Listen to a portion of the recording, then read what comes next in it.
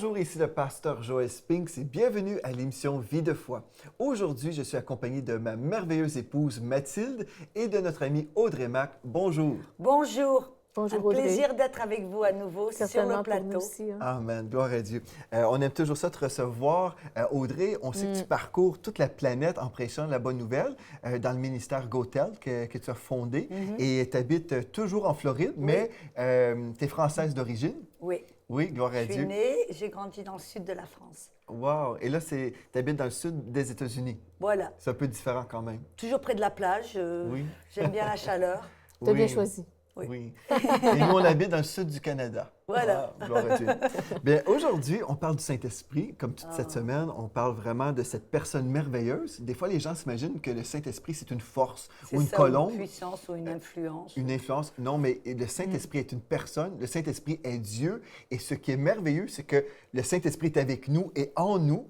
Et puis, on peut grandir dans les voies de Dieu grâce au Saint-Esprit, avec sa parole, certainement, qui est aussi inspirée du Saint-Esprit. Et aujourd'hui, on va parler comment le Saint-Esprit nous dirige, comment Dieu nous guide. C'est tellement important de savoir comment être dirigé par Dieu, parce que toutes sortes de croyances, hein, dans le corps de Christ, il y a des gens qui s'imaginent toutes sortes de choses. Et on va voir aujourd'hui et même demain, on va parler vraiment comment Dieu peut nous diriger. Je crois qu'il y a des personnes à la maison qui sont là, qui sont peut-être dans un temps important où ils doivent prendre des décisions pour leur avenir.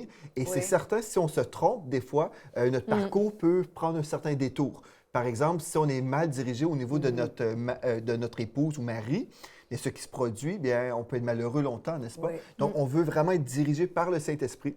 Et dans ma vie, moi, j'ai été super bien dirigé, gloire à Dieu, et je suis bien marié. Alléluia!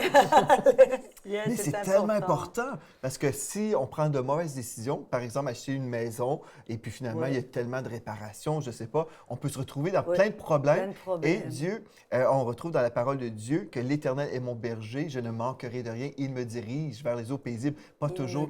Et dans de verts pâturages. Exactement. Donc, il ne nous dirige pas vers les déchets. Hein, et le désert. Et le désert. Il ne nous dirige pas dans...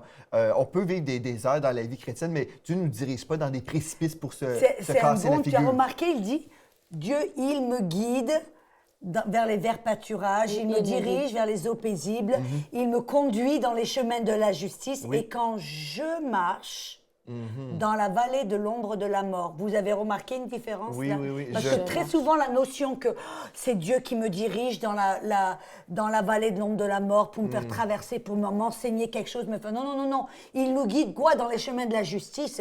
Il nous amène vers les verts pâturages, les eaux paisibles. Mais quand nous marchons, pourquoi? Parce que quand on n'apprend pas à être guidé par le Saint-Esprit, on va prendre des mauvaises décisions, on va prendre des mauvais chemins, on a des mauvais choix et on atterrit dans la vallée de l'ombre de la mort. Mais la bonne nouvelle, c'est que même là, dans la vallée de l'ombre de la mort, Dieu ne nous laisse pas tout seul. Exactement. Il est là avec nous. Pourquoi?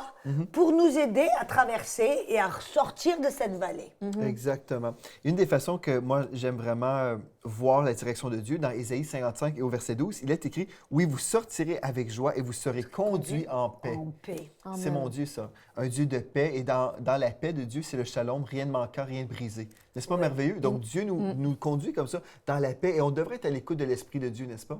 C'est ça, il a changé. Voilà, c'est la différence. Pourquoi on enseigne ce truc ces enseignements sur le Saint-Esprit, la vie de l'Esprit? Parce que Dieu nous a envoyé le Saint-Esprit, la personne du Saint-Esprit, et il veut nous remplir de sa puissance. Et il veut, à partir du moment où on a reçu Jésus, tous les jours, dans tous les domaines de notre vie, il veut nous aider à réussir, à marcher dans la paix, dans la joie. Il veut nous aider à être un témoin puissant. Et c'est pour ça qu'il nous a envoyé le Saint-Esprit, notre guide. Mais on doit apprendre comment coopérer. Il ne va pas le faire tout seul. Il est notre aide, notre coach. Et il veut nous enseigner, nous aider. Mais on doit apprendre à comment coopérer avec lui. Comment il va nous guider. Et la plupart des gens, ils ont des faux concepts, ils ne savent pas vraiment comment le Saint-Esprit va les guider. Et des fois, bon, mais il y a des problèmes. Donc, c'est pour ça qu'on enseigne comment est-ce que le Saint-Esprit va nous guider. Il est appelé l'Esprit de vérité. Exactement. Il veut nous guider dans toute la vérité. Il va nous montrer des choses à venir. Il va nous guider dans la justice, le bon chemin. Mais comment il va le faire? Et aussi, c'est important qu'on enseigne ça parce que la façon dont on va être guidé par l'Esprit, ou parce qu'il y en a qui se disent, ben, j'ai pas besoin de l'Esprit de Dieu pour être guidé, je suis une personne intelligente. Eh bien, l'Esprit de Dieu va nous enseigner à marcher dans la destinée que Dieu a prévue pour nous. Et souvent, des gens qui ne sont pas réceptifs ou attentifs à l'Esprit de Dieu vont juste carrément passer à côté de leur vie, de leur destinée que Dieu a prévue pour eux. Et là, ils prennent des détours et c'est là qu'il y a des fausses routes, les gens font fausses routes et ils se retrouvent dans le pétrin, ils se demandent « Mais pourquoi? Qu'est-ce que j'ai fait au bon Dieu? » Et voilà, c'est pour ça qu'on enseigne ça. Audrey, est-ce que tu crois que Dieu a des plans B?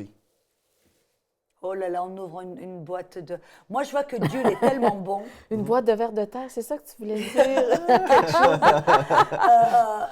C'est que Dieu, il est tellement bon que même quand on fait des erreurs, si on prend cette erreur et qu'on dit « Seigneur, je suis désolée, j'ai pris le mauvais plan, par exemple, je me suis mariée avec la mauvaise personne, c'est possible. Dieu est tellement bon que si on arrive là, on dit « Ok, Dieu, je vais te faire confiance. Je te remets mon pot cassé, je te fais confiance.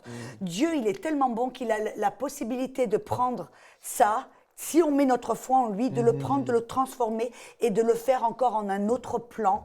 Et que ce ne sera pas un plan B, ce sera un plan A, même encore. On voit par exemple... Transformer. Même moi, je vois par exemple, parce que des fois, il y a le plan, là, une personne qui dit, ben, moi, je me suis mariée avec la mauvaise personne, je me suis complètement, j'ai manqué la plaque, c'est réussi, puis bon, ils veulent divorcer. Non, je dis pas forcément, même si vous avez fait une mauvaise, parce que le chose, ben, moi, c'est pas la bonne personne avec qui je devrais me marier, c'est pas mon âme sœur, alors je vais me divorcer, je vais recommencer. Je dis non, si vous mettez votre foi en Jésus, vous lui faites confiance, que vous mettez votre foi en Jésus. Dieu peut prendre cette personne, même si ce n'était pas le plan A, façon de parler. Vous pouvez faire en sorte que Dieu prenne votre mariage, le transformer et en faire un autre plan A. C'est ça. Par exemple, on voit même David et Bathsheba. C'était une liaison adultère. Mais quand David a choisi, s'est repenti, et il a choisi de mettre sa foi en Jésus, qu'est-ce qu'il a fait? Dieu, il a pris cette union qui était une erreur, et il l'a transformée. Et quand Salomon est né, Dieu a envoyé le prophète Nathan disant « Cet enfant me réjouit », et Dieu s'en est servi de cette erreur, et il a élevé un roi, Salomon, qui était un roi. Je crois aussi, des fois, quand on parle d'un plan B, on ne parle pas nécessairement comme le plan A qui a mal fonctionné, mais il y a des gens, des fois, qui vont connaître la volonté de Dieu par rapport à leur destinée. OK, admettons, tu reçois par révélation que Dieu veut que tu fasses telle ou telle chose, mais par rébellion, tu dis, je suis incertain et je ne veux pas vraiment marcher par la foi, donc je vais créer mon propre plan et Dieu vient bénir mon plan. Qu'est-ce que tu en penses? Est-ce que le Saint-Esprit dirige comme ça? Dans le sens que tu crées ton propre plan et tu dis non à Dieu et voici mon plan, Seigneur, bénis mon plan. Moi, je dis non, parce que c'est vaut beaucoup mieux de trouver le plan de Dieu et c'est un plan qui est déjà béni. C'est ça, le plan de Dieu est béni. Si on marche avec lui, eh bien, on va vivre la bénédiction. Et tu peux nous dire comment on trouve ce plan, Audrey? Moi, je veux dire, comment est-ce que le Saint-Esprit va nous guider? Parce que la plupart des gens, ils se fient à leurs 5 sens, à leurs émotions. C'est ça. Et à leurs 5 sens, ce qu'ils voient, ce qu'ils ressentent. Est-ce que c'est comme ça que Dieu nous guide, au travers de ce que l'on voit? Et dit non, Dieu est esprit. Et Dieu est esprit et nous sommes esprit. Et quand Dieu va nous guider, il va utiliser notre esprit pour nous guider.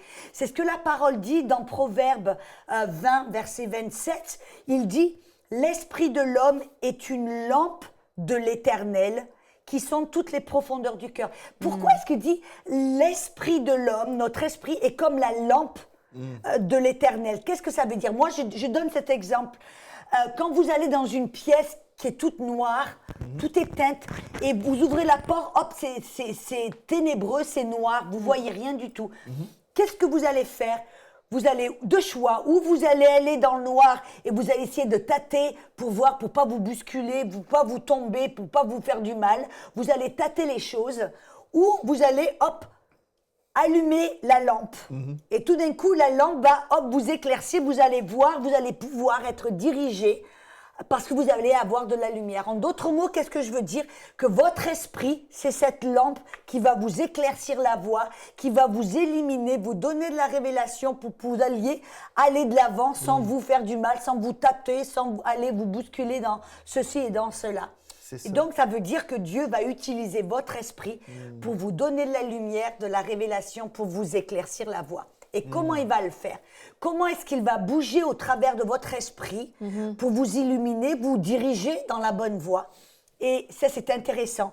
La Bible nous dit dans Colossiens 3,15, Colossiens 3,15, il dit que la paix du Christ à laquelle vous avez été appelés en un seul corps préside ou règne dans vos cœurs. C'est bon, En fin de compte, le Saint-Esprit va bouger au travers de votre esprit, amen, au travers de la paix. On voit dans Romains, je crois que c'est dans Romains 8, versets 14 et 16, il dit « Ceux qui sont guidés par le Saint-Esprit sont des fils de Dieu. Et dans le verset 16, il dit « Il rendra témoignage dans votre esprit que vous êtes fils de Dieu. En fin de compte, le Saint-Esprit va bouger dans notre cœur, dans notre esprit. Il va rendre témoignage de la vérité, rendre témoignage. La première vérité qu'il va rendre témoignage, c'est qu'on est fils de Dieu, enfant de Dieu. Et il va le faire au travers de la paix. Amen. Et donc, comment il va faire? On voit par exemple l'apôtre Paul, je crois que c'était dans Acte 16, que Paul savait qu'il était appelé à prêcher l'évangile aux païens. Donc, il s'est dit lui-même, je vais aller en Asie.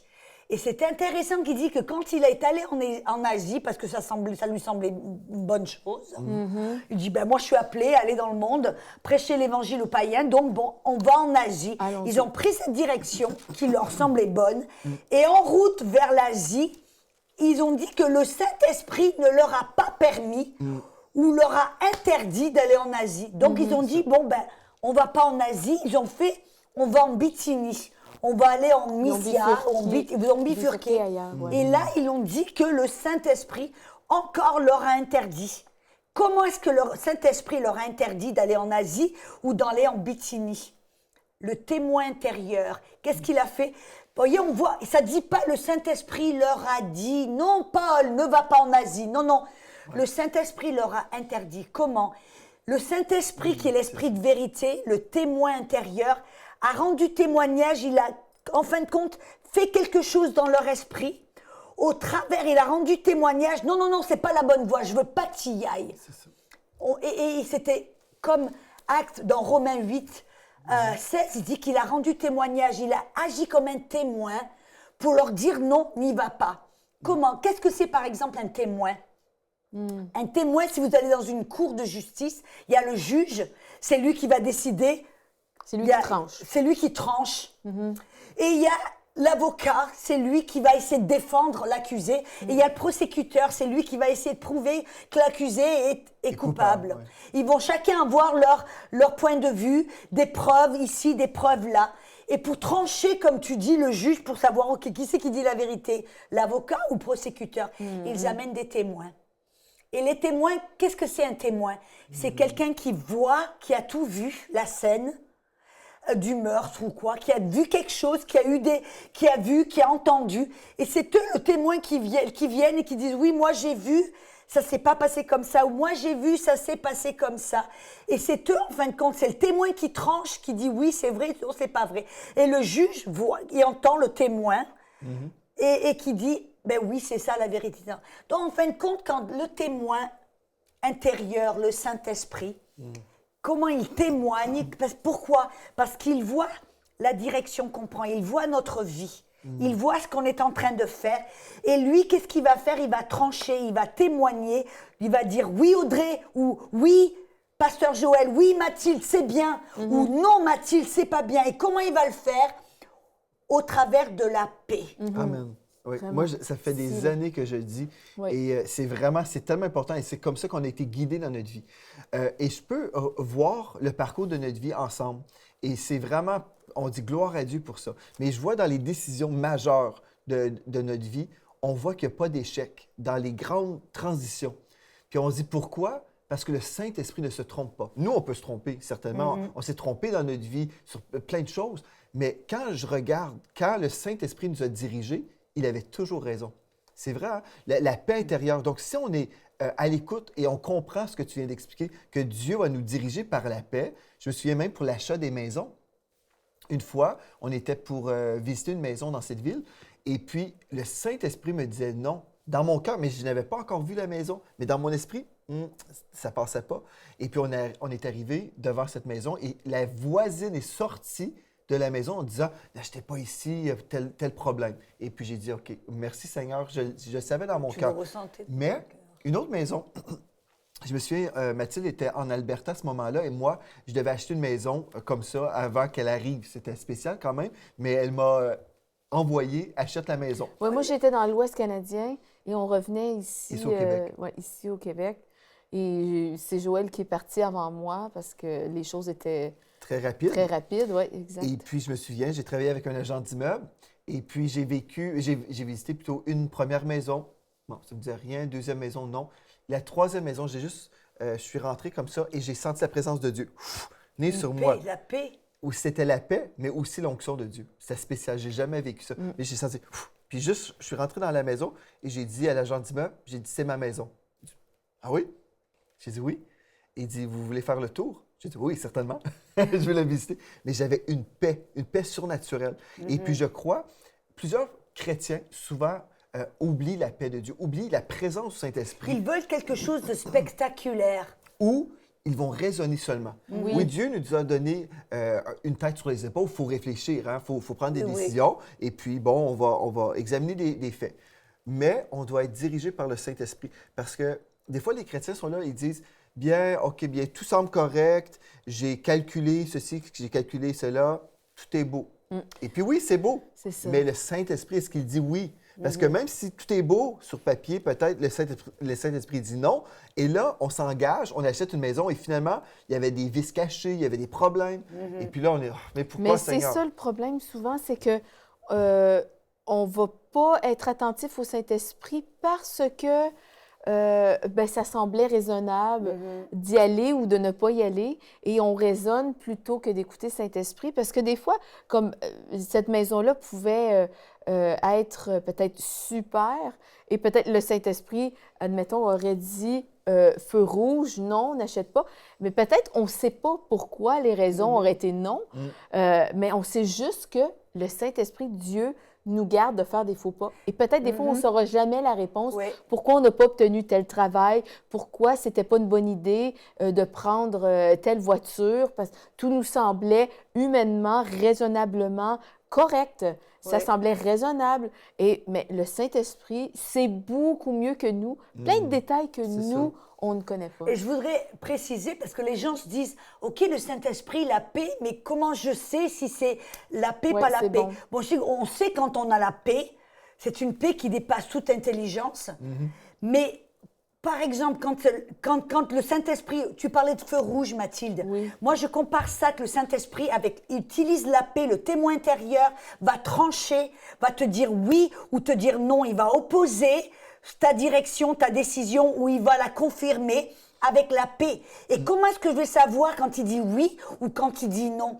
La paix, par exemple, quand il dit non, la paix va partir. Il va y avoir un manque de paix. Il va dire, mais comment je sais? Par exemple, vous allez vous sentir mal à l'aise à l'intérieur. C'est ça. Mal à l'aise, vous sentir mal, vous n'arrivez plus à dormir, vous êtes dans le doute, oui, non, oui, non. Il y a quelque chose qui vous dérange, qui est un tiraillement. Ça, c'est un manque de paix. C'est là un feu rouge où vous devez vous arrêter et dire, hop, pourquoi je me sens comme ça? Et quand vous demandez, Seigneur, pourquoi je me sens, il n'y a plus de paix? Le Seigneur parle et dit, parce que c'est pas ta maison, ou parce que c'est pas la bonne voiture, ou parce que c'est pas le bon mari. Moi, je me rappelle, quand j'étais au collège biblique, j'ai rencontré quelqu'un, on avait des affinités, et bref, au cours d'un moment, on a décidé de se fiancer. Il m'a demandé de lui marier. Je dis oui, parce que du côté de ce que je pouvais voir, c'était la chose parfaite. Pour moi, c'était un homme qui allait dans le ministère. Il y avait une attirance, il y avait des qualité. affinités. Sa famille m'adorait, son église m'a adopté. On a eu même des paroles de prophétie. Et ça, on en parlera plus tard. Mais donc, ça paraissait comme le truc parfait. Mais au cours des semaines de fiançailles, et tout était parfait. On nous a donné la bague de fiançailles, la lune de miel allait être payée, la robe de mariée nous a été faite sur mesure. Bref, c'était le truc parfait. Et au cours des semaines, tout d'un coup, à l'intérieur, ça me tiraille. Plus de paix, j'arrive plus à dormir. Je me lève le matin, mal à l'aise. Je me sens mal à l'intérieur, plus de paix. Et j'ai dit, mais Seigneur, mais pourquoi je me sens mal? Il me dit, c'est pas ton mari. Mais à chaque fois que je raisonnais dans ma tête, comme tu disais, que je me disais, mais j'arrêtais. Tout semble parfait. Ah oui, je regardais à l'intérieur, c'était non, non, non, non. Mais ma tête disait, oui, oui, oui, oui, oui. Ma tête disait, mais c'est la chose parfaite, regarde. Et je commençais à raisonner. Et quand je commençais à raisonner, je me disais, ben oui, ça doit être le bon mari, ça doit être. Et donc j'abandonnais ce que je ressentais dans mon esprit. C'est ça. Et quand on parle de la tête, on parle de l'âme. Et c'est là où les gens souvent se laissent diriger parce que l'âme, c'est notre pensée, notre volonté et nos émotions. Donc, quelqu'un est là et dit « Ah, ben je ressens c'est la bonne personne. » C'est comme ça que tu ressentais. Là. Donc, je ressens ma pensée, je pense, je fais le calcul. La famille veut payer telle chose, la robe de mariée, je pense. Tout semble avoir donné feu vert. On peut tout raisonner. Mais on peut être vraiment là, à côté. Oui, à côté. Et c'était, en fin de compte, merci Seigneur, que j'ai obéi au Saint-Esprit. Gloire à Dieu. Mais vous savez, la chose intéressante, c'est que plus tard, quand j'ai rencontré mon mari, qui est un homme d'affaires, vous l'avez rencontré, ma tête faisait peur, parce que c'est un homme d'affaires, je suis une missionnaire, c'était... Oh, comment est-ce que ça peut vivre ensemble? Comment est-ce qu'un poisson va vivre avec un oiseau, en fin de compte? Mais dans mon esprit, il y avait une paix. Dans mon esprit, c'était « fais-moi confiance ». Il y avait une paix que je ne pouvais pas comprendre dans ma tête. Et c'est ça. Et quand j'ai choisi de dire ben, non, d'accepter cette paix, et que je me suis mariée, j'ai suivi la paix, j'ai obéi la paix intérieure. C'était le témoin intérieur, la paix du Saint-Esprit qui me disait « Audrey, où est ta tête? Ne comprends pas, mais... » Fais-moi confiance. Et quand je me suis mariée avec mon mari. Monsieur Mac. Monsieur Mac, Monsieur Fred Mac. Et qu'au cours, vraiment, je me suis aperçue que c'était un homme, vraiment que le plan du Seigneur était bon, que c'était un homme qui était sur mesure, qui était super. Si tu ne l'avais pas marié, on ne connaîtrait pas Audrey Mac. Ben non, ça aurait été Audrey, peut-être Borézy, je ne sais pas.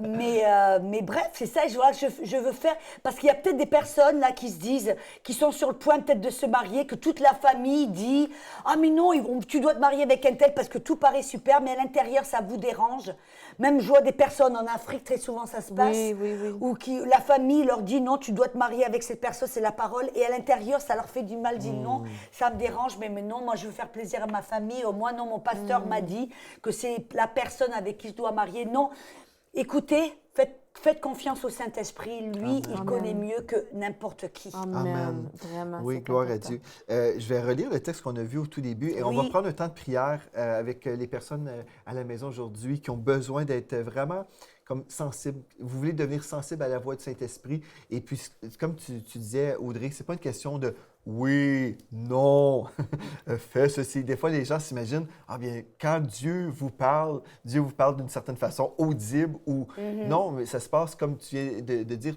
c'est simple. Ça s'appelle la petite voix intérieure ou le témoin intérieur. Et le témoin témoigne.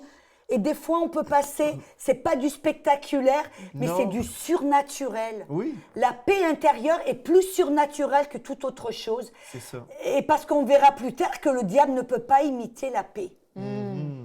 Il peut imiter des choses spectaculaires, il peut bouger dans ce monde-là physique, mais il ne peut jamais imiter la paix intérieure qui est en notre esprit. C'est pour ça que Dieu choisit de nous guider de cette manière. C'est ça. Et quand je me suis mariée, je me souviens, j'avais une paix totale le jour de mon mariage. Tu savais que tu savais que tu savais. C'est vrai, j'avais zéro doute. Zéro. Oui, moi aussi, hein, je me suis pas posé. C'est comme ça, on a parlé de feu rouge, où c'est la paix qui part, qui dit non.